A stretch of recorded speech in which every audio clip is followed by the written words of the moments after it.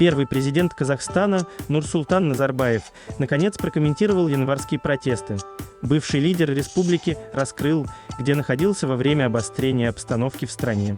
Произошедшие в январе события стали для граждан Казахстана уроком, заявил первый президент Казахстана Нурсултан Назарбаев, выступая с обращением к народу республики. Видео было размещено на его официальном YouTube-канале. Январские события потрясли весь Казахстан. Целью этих организованных беспорядков и атаки на Казахстан было разрушение целостности страны и устоев государства, отметил Назарбаев. Важно выяснить, кто организовал все эти погромы и убийства. Следствие даст ответ на этот вопрос.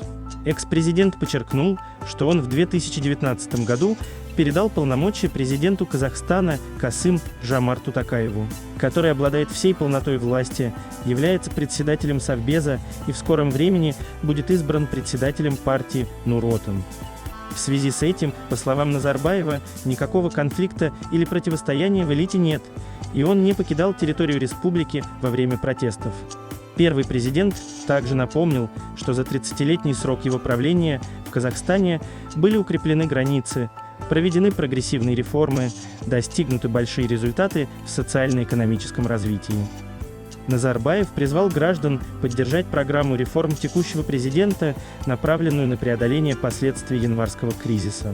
Напомним, в начале января 2022 год по Казахстану прокатилась волна протестов, спровоцированных повышением цен на газ.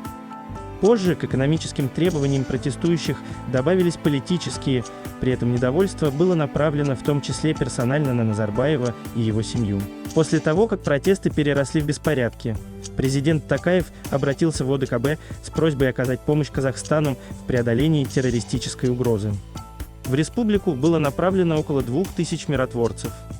11 января президент Казахстана объявил об успешном завершении миротворческой миссии ОДКБ.